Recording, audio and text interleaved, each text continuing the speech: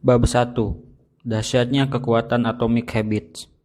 Nasib British Cycling berubah pada suatu hari dalam tahun 2003. Organisasi itu, yang merupakan induk organisasi cabang olahraga sepeda profesional di Britania Raya, baru saja merekrut Dave Brailsford sebagai direktur performa yang baru. Pada waktu itu, pembalap sepeda profesional di Britania Raya telah mengalami hampir 100 tahun dalam prestasi yang sedang-sedang saja. Sejak 1908, pembalap-pembalap Inggris hanya memenangkan 1 medali emas di ajang Olimpiade, dan prestasi mereka bahkan tidak lebih buruk lagi di lomba balap sepeda paling akbar, Tour de France. Dalam 110 tahun, tidak ada pembalap Inggris yang pernah memenangkan ajang tersebut. Bahkan, prestasi pembalap Inggris begitu tenggelam sehingga pabrik sepeda terbaik di Eropa menolak menjual sepeda kepada tim itu karena takut berpengaruh buruk pada penjualan sepedanya seandainya pembalap-pembalap profesional lain melihat atlet-atlet Inggris memakai produk tersebut. Brailsford direkrut untuk membawa British Cycling ke arah baru.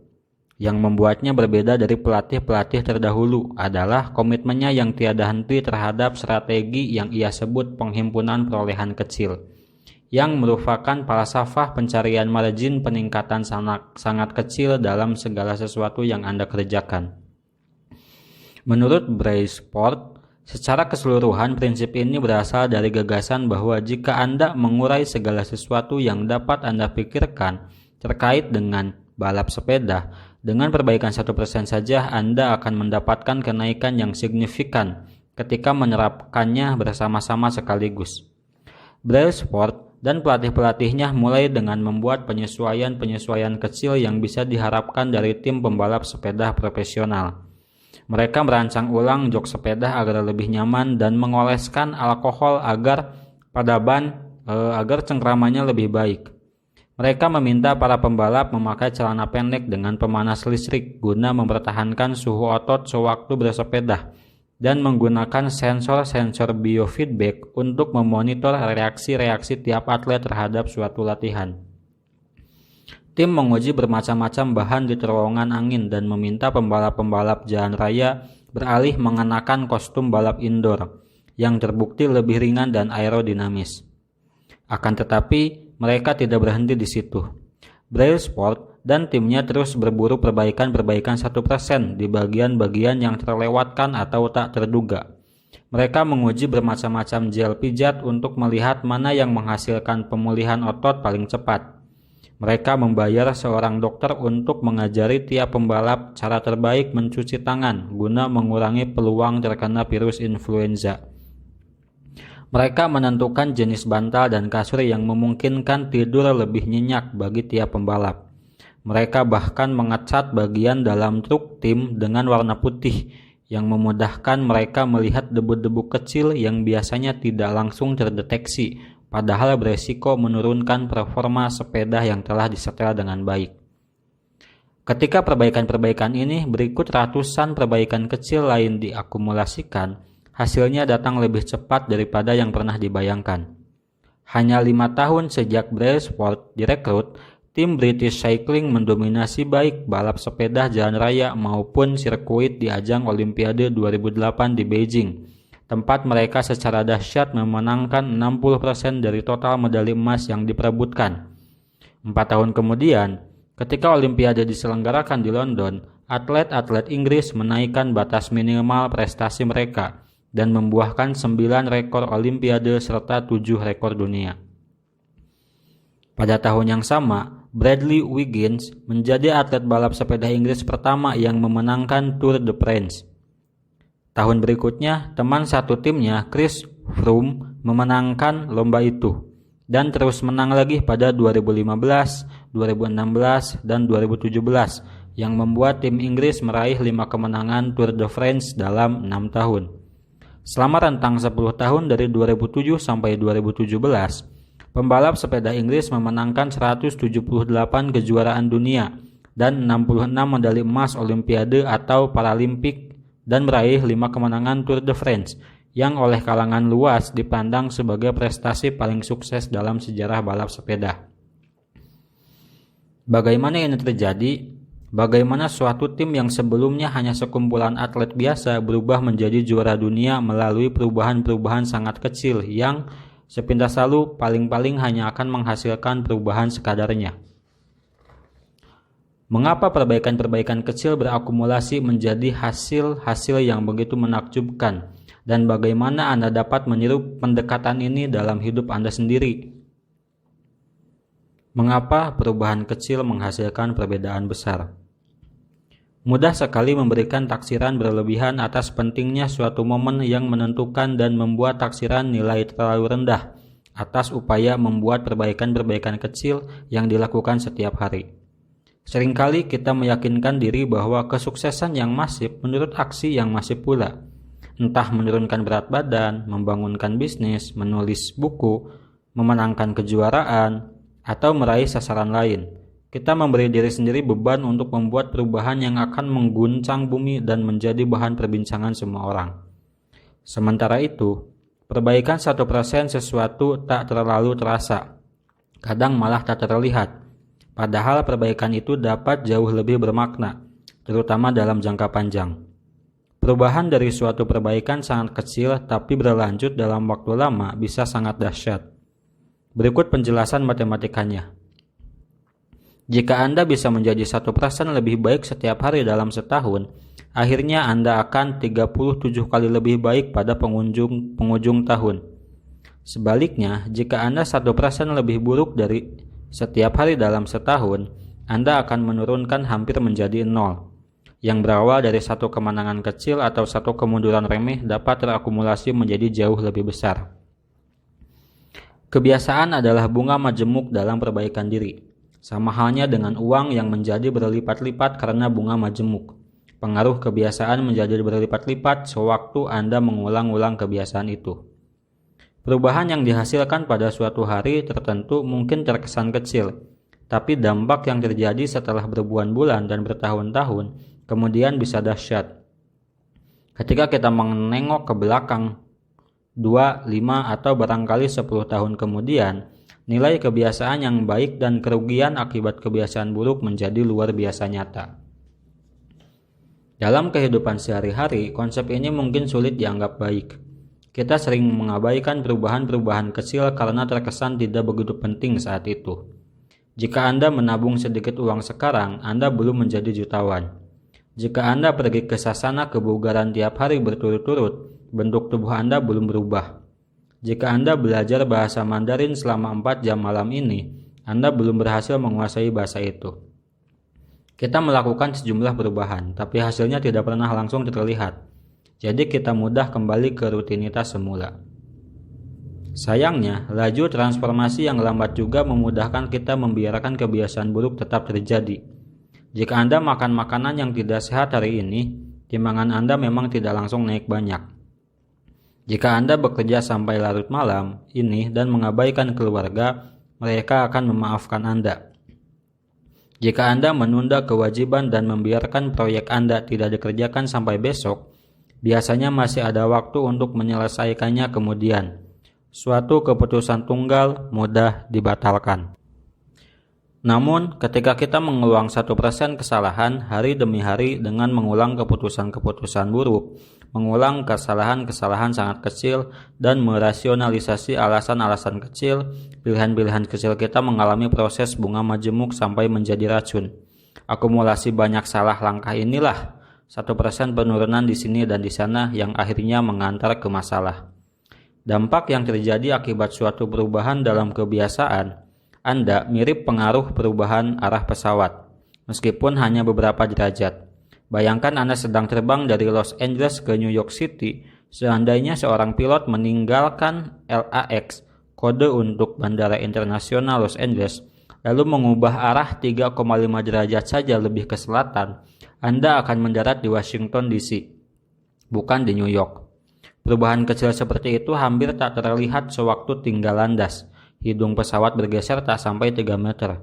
Tapi untuk skala perpindahan yang meliputi Amerika Serikat, tempat mendarat Anda akan meleset ratusan kilometer.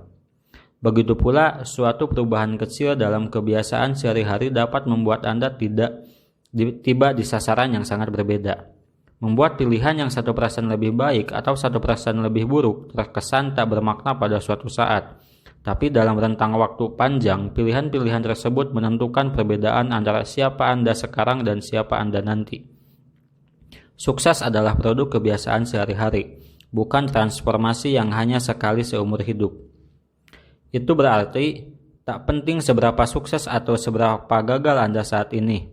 Yang penting adalah apakah kebiasaan-kebiasaan Anda menempatkan Anda pada jalur menuju kesuksesan atau tidak. Anda harus jauh lebih peduli pada arah tujuan Anda saat ini daripada hasil-hasil saat ini. Jika Anda seorang jutawan tapi menghabiskan lebih banyak daripada yang Anda dapatkan tiap bulan, berarti Anda ada di arah tujuan yang buruk. Bila kebiasaan belanja Anda tidak berubah, hasil akhirnya tidak akan baik. Sebaliknya, jika Anda sedang bangkrut tapi menabung sedikit demi sedikit setiap bulan, Anda berada di jalur yang benar menuju kemerdekaan finansial, bahkan meskipun Anda bergerak lebih lambat daripada yang Anda inginkan. Hasil-hasil Anda menunjukkan ukuran yang mengikuti kebiasaan-kebiasaan Anda. Kekayaan bersih Anda menunjukkan ukuran yang mengikuti kebiasaan-kebiasaan finansial Anda. Bobot tubuh Anda menunjukkan ukuran-ukuran yang mengikuti kebiasaan makan Anda.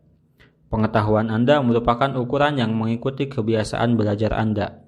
Seberapa rapi rumah Anda menunjukkan tingkat kebiasaan Anda dalam hal beres-beres rumah. Anda mendapatkan apa yang selalu Anda ulangi.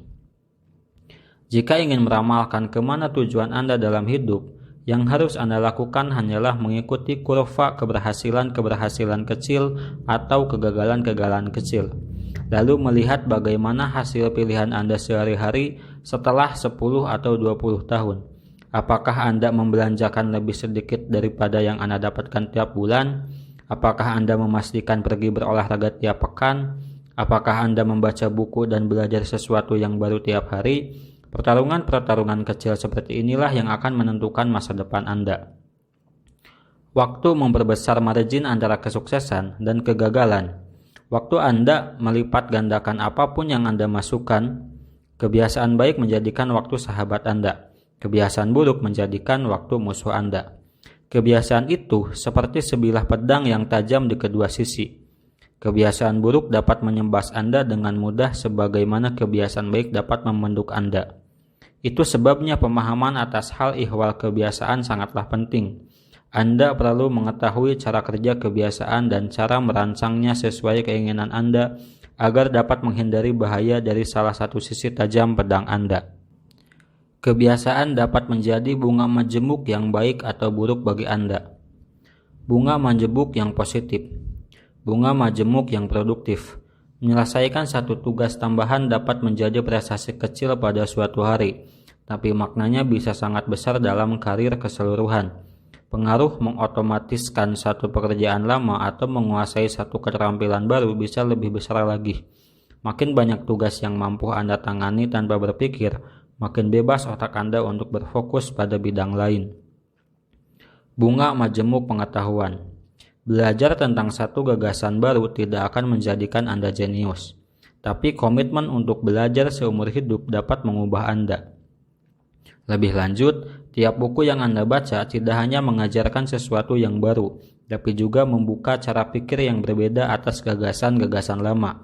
Seperti kata Warren Buffett, begitulah cara kerja pengetahuan, terbangun di atas tumpukan seperti bunga majemuk. Bunga majemuk hubungan. Orang cenderung membalas perilaku Anda kepada mereka. Makin sering Anda menolong, makin sering orang menolong Anda. Menjadi lebih sedikit ramah dalam tiap interaksi dapat menghasilkan jaringan hubungan yang luas dan kuat sejalan dengan waktu. Bunga majemuk yang negatif. Bunga majemuk yang membuat stres. Frustasi karena kemacetan lalu lintas. Beban tanggung jawab menjadi orang tua. Kecemasan apakah uang cukup sampai akhir bulan. Tegang karena tekanan darah agak naik. Dengan sendirinya penyebab-penyebab stres yang umum ini dapat dikelola. Namun kalau terus Anda selama bertahun-tahun, stres kecil itu menumpuk menjadi masalah kesehatan yang serius. Bunga majemuk pikiran buruk. Makin sering Anda memandang diri tidak berharga, bodoh atau jelek, makin kuat kecenderungan Anda untuk memandang hidup dengan cara begitu. Anda terperangkap dalam lingkaran setan pikiran. Hal yang sama terjadi pada bagaimana pikiran Anda tentang orang lain. Begitu terjerumus ke dalam kebiasaan memandang orang sebagai pemarah, licik, atau egois, Anda merasa orang seperti ini ada di mana-mana. Bunga majemuk kebencian. Huru-hara, protes, dan gerakan massa jarang terjadi karena penyebab tunggal. Sebaliknya, agresi-agresi kecil tapi lama dan kekecewaan kecil setiap hari pelan-pelan bertumpuk sampai suatu peristiwa memicu dan menyebar seperti kebakaran hutan. Seperti apa kemajuan itu sesungguhnya? Bayangkan Anda mempunyai balok es yang diletakkan di meja di depan Anda. Ruangan itu dingin dan Anda dapat melihat uap napas Anda. Temperatur saat ini minus 3,5 derajat Celcius. Meskipun pelan, ruangan mulai menghangat. Minus 3 derajat, minus 2,5, minus 2. Balok es di depan Anda masih ada. Minus 1,5, minus 1,1, minus 0,5, masih belum terjadi apa-apa. Kemudian 0 derajat, es mulai meleleh. Kenaikan temperatur setengah derajat ini tampaknya tidak berbeda dari kenaikan temperatur sebelumnya. Tapi yang satu ini memicu perubahan besar. Peristiwa-peristiwa terobosan seringkali terjadi akibat banyak aksi sebelumnya yang menghimpun potensi sampai cukup untuk memicu perubahan besar. Pola ini terjadi di mana-mana. Kanker menghabiskan 80% hidupnya tanpa ketahuan, dan tiba-tiba berhasil menguasai seluruh tubuh dalam hitungan bulan. Bambu hampir tak terlihat selama 5 tahun pertama hidupnya karena sibuk membangun sistem akar yang kukuh di bawah tanah sebelum menjulang puluhan meter ke udara dalam rentang 6 pekan. Begitu pula, kebiasaan seringkali muncul tanpa keistimewaan sampai Anda melewati suatu ambang batas kritis dan membuka pintu ke tataran performa baru. Pada babak awal dan babak tengah suatu proyek atau usaha, seringkali ada yang disebut lembah kekecewaan. Anda berharap mendapatkan kemajuan dengan cara linear, jadi Anda bisa frustasi ketika melihat perubahan terkesan tidak efektif dalam hari-hari pertama, minggu-minggu pertama, atau bahkan bulan-bulan pertama. Rasanya seolah Anda jalan di tempat. Itu ciri suatu proses yang menghimpun banyak hal. Hasil maksimalnya terpaksa tertunda. Berikut salah satu alasan pokok mengapa sulit sekali membangun kebiasaan yang awet. Orang membuat beberapa perubahan kecil, tapi tidak dapat melihat hasil nyata, jadi ia memutuskan berhenti. Menurut Anda, aku sudah lari pagi setiap hari selama sebulan, tapi kenapa aku tidak melihat perubahan apapun pada tubuhku? Begitu pikiran seperti ini berkuasa, langkah berikutnya adalah menghentikan kebiasaan baik yang sudah dimulai. Namun, agar mendapatkan perubahan yang bermakna, kebiasaan perlu dipertahankan cukup lama untuk bisa membuat terobosan ke tataran yang saya sebut dataran potensi laten.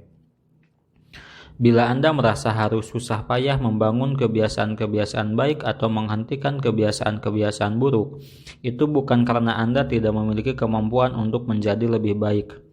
Seringkali itu karena Anda belum melewati dataran potensi laten. Mengeluhkan kesuksesan yang tak kunjung tercapai meski sudah bekerja keras sama seperti mengeluhkan balok es yang tidak meleleh meskipun Anda memanaskannya dari suhu minus 3,5 sampai minus 0,5 derajat. Usaha Anda tidak sia-sia, hanya tersimpan. Semua aksi terjadi pada suhu 0 derajat. Ketika akhirnya Anda tembus ke dataran potensi laten, orang menyebutnya kesuksesan mendadak. Dunia luar hanya melihat bagian peristiwa yang dramatis, tidak melihat yang terjadi sebelumnya. Namun, Anda tahu itu hasil kerja Anda sejak lama sekali, ketika kelihatannya Anda tidak mengalami kemajuan apapun. Padahal itulah yang memungkinkan lompatan pada hari ini. Masih ada padanan lain antara manusia dan tekanan geologis. Dua lempeng tektonis dapat bergesekan satu sama lain selama jutaan tahun, dengan ketegangan yang terus membangun. Kemudian, pada suatu hari, kedua lempengan itu bergesekan lagi, sama seperti yang telah terjadi selama berabad-abad. Tapi kali ini, ketegangannya sudah terlalu besar. Gempa terjadi. Perubahan dapat berlangsung bertahun-tahun, sebelum pengaruhnya muncul sekaligus. Penguasaan sesuatu menuntut kesabaran.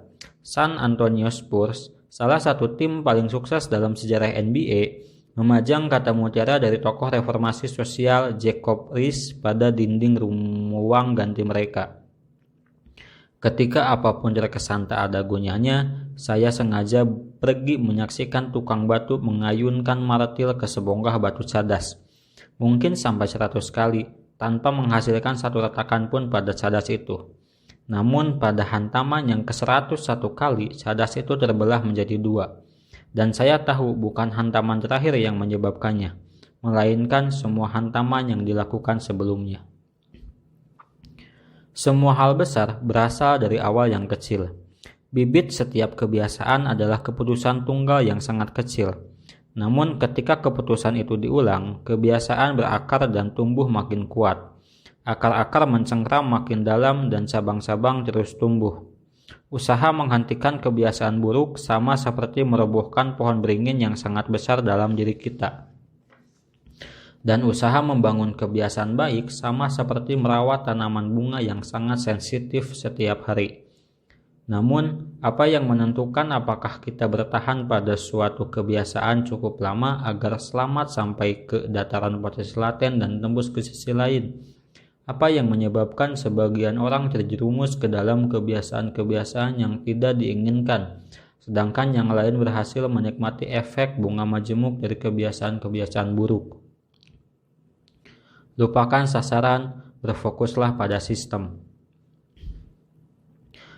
Kearifan yang masih berlaku sampai sekarang mengatakan bahwa cara terbaik untuk meraih apa yang kita inginkan dalam hidup, entah memiliki bentuk tubuh yang lebih bagus, membangun bisnis yang sukses, hidup lebih tentram dan tidak terlalu cemas, meluangkan waktu lebih banyak bersama teman dan keluarga, adalah menetapkan sasaran-sasaran yang spesifik dan dapat dilaksanakan. Untuk waktu yang lama, ini pula pendekatan yang saya pakai terkait dengan kebiasaan.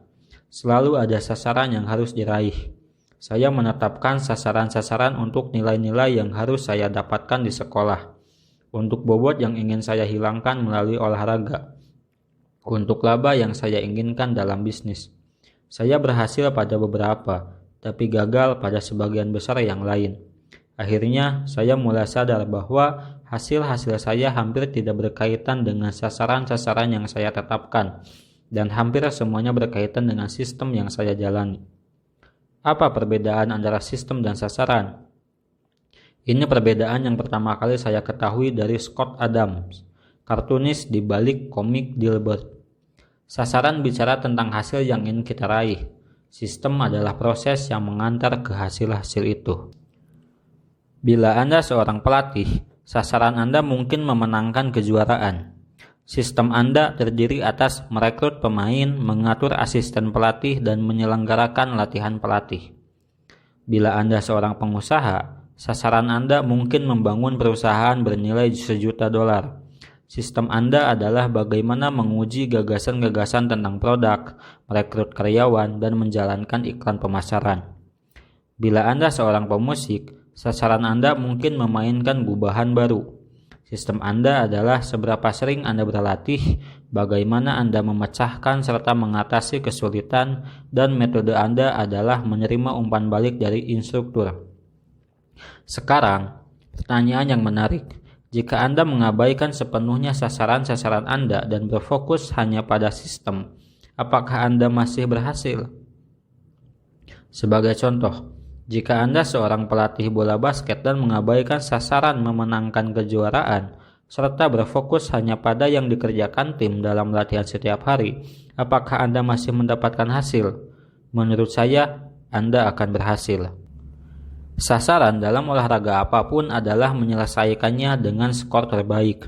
Tapi pasti sangatlah konyol kalau selama pertandingan, tim menghabiskan waktu untuk melihat papan nilai. Cara satu-satunya untuk benar-benar menang adalah menjadi lebih baik setiap hari. Seperti ungkapan juara Super Bowl 3 kali Bill Walsh. Nilai akan datang dengan sendirinya. Ini berlaku pula untuk bidang-bidang kehidupan lain. Bila Anda menginginkan hasil-hasil yang lebih baik, lupakan sasaran-sasaran Anda. Sebagai ganti, berfokuslah pada sistem Anda. Apa yang saya maksud? Apakah sasaran sama sekali tidak berguna? Tentu saja tidak. Sasaran itu baik untuk menetapkan arah, tapi sistem adalah yang terbaik untuk mendapatkan kemajuan. Sejumlah masalah timbul ketika Anda menghabiskan terlalu banyak waktu memikirkan sasaran dan tidak menyediakan waktu yang cukup untuk merancang sistem. Masalah 1.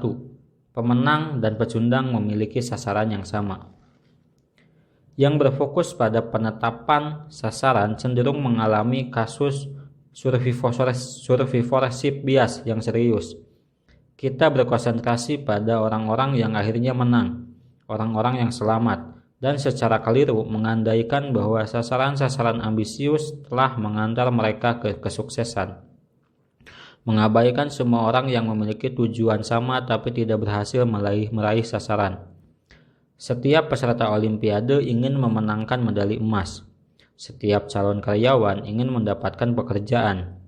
Dan kalau orang sukses dan orang gagal memiliki sasaran yang sama, berarti sasaran bukan pembeda antara pemenang dan pecundang.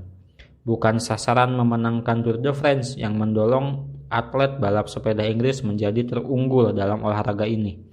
Berdasarkan nalar, setiap tahun mereka ingin memenangkan perlombaan itu, sama seperti setiap tim profesional lain. Sasaran itu selalu sudah ada. Baru ketika menerapkan sistem dengan perbaikan-perbaikan kecil secara terus-meneruslah mereka meraih hasil yang istimewa. Masalah 2. Meraih sasaran hanya perubahan sesaat. Bayangkan ada ruangan yang berantakan dan sasaran Anda adalah merapikannya.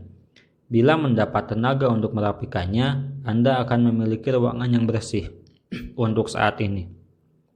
Akan tetapi, jika mempertahankan kebiasaan malas dan jorok yang telah menjadikan kamar Anda berantakan, dalam waktu yang tidak lama Anda akan melihat setumpuk sampah baru dan berharap mendapatkan semburan motivasi lagi untuk merapikan ruangan Anda.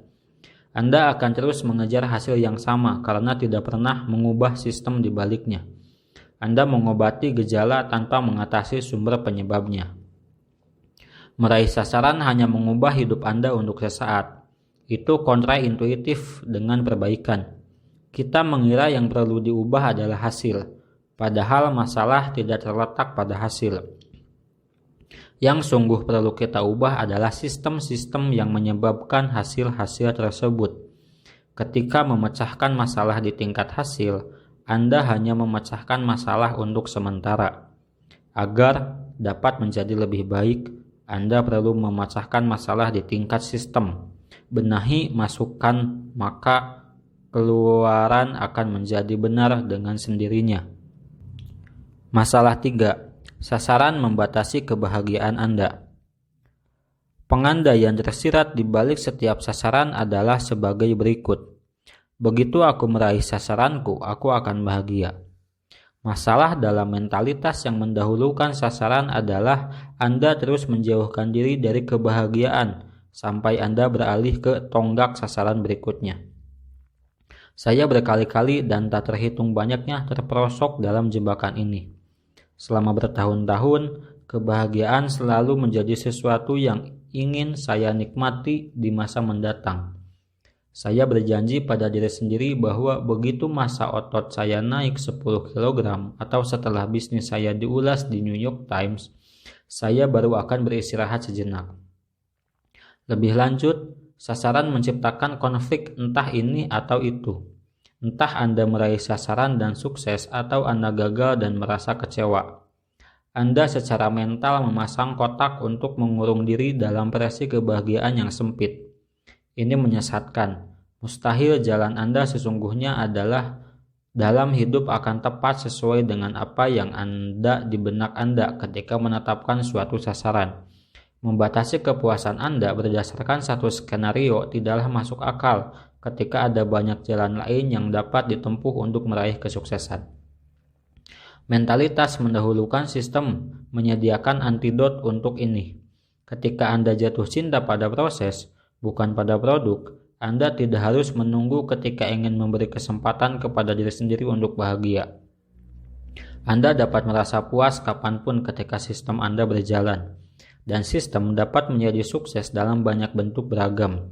tidak hanya yang pertama kali Anda bayangkan. Masalah 4. Sasaran tidak bersesuaian dengan kemajuan jangka panjang. Akhirnya, pola pikir berorientasi sasaran dapat menciptakan efek yoyo. Banyak atlet lari berlatih keras selama berbulan-bulan, tapi begitu berhasil melintasi garis finish, mereka berhenti berlatih. Lomba itu tak lagi menjadi motivasi mereka. Ketika semua kerja keras Anda difokuskan pada sasaran tertentu, apa yang tersisa untuk mendorong maju Anda setelah sasaran itu tercapai? Itulah sebabnya banyak orang kembali ke kebiasaan-kebiasaan lama setelah suatu sasaran tercapai. Tujuan menetapkan sasaran adalah memenangkan pertandingan. Tujuan membangun sistem adalah terus berprestasi dalam olahraga yang sama. Pemikiran jangka panjang yang sejati adalah berpikir dengan sedikit sasaran. Orang tidak bicara tentang kesuksesan tunggal. Orang bicara tentang siklus perbaikan yang tiada akhir dan terus-menerus. Akhirnya, komitmen Anda terhadap proseslah yang akan menentukan kemajuan Anda. Sistem yang disebut Atomic Habits. Bila Anda merasa sulit mengubah kebiasaan, masalah bukan terletak pada diri Anda. Masalahnya ada pada sistem Anda. Kebiasaan buruk berulang dan terus berulang bukan karena Anda tidak ingin berubah, tapi karena Anda memiliki sistem yang keliru untuk melakukan perubahan. Anda mencapai level sasaran, Anda jatuh di level sistem. Berfokus pada sistem keseluruhan, bukan sasaran tunggal, adalah salah satu tema pokok buku ini. Ini juga salah satu makna lebih dalam di balik kata atomik. Anda sekarang mungkin sadar bahwa atomic habit merujuk ke suatu perubahan sangat kecil, peralihan sangat remeh, perbaikan yang hanya 1%. Namun, atomic habit bukan hanya kebiasaan-kebiasaan lama manapun. Kendati kecil, atomic habit adalah kebiasaan-kebiasaan kecil yang merupakan bagian dari sistem yang lebih besar. Sama seperti atom-atom yang membentuk molekul. Atomic habit adalah unsur pembentuk hasil-hasil yang luar biasa. Kebiasaan itu seperti atom dalam hidup kita. Tiap kebiasaan merupakan satuan mendasar yang ikut membentuk perbaikan secara keseluruhan. Pada awalnya, rutinitas sangat kecil ini terkesan tak bermakna. Tapi sejalan dengan waktu akan saling membangun dan menjadi bahan bakar untuk kemenangan-kemenangan lebih besar yang berlipat ganda sampai tingkat yang jauh lebih besar daripada biaya investasi awal. Atomic habit itu kecil sekaligus sangat besar. Inilah makna frasa atomic habit, praktik teratur atau rutin yang tak hanya kecil serta mudah dilaksanakan, tapi juga sumber kekuatan yang luar biasa, komponen sistem pertumbuhan dengan bunga majemuk.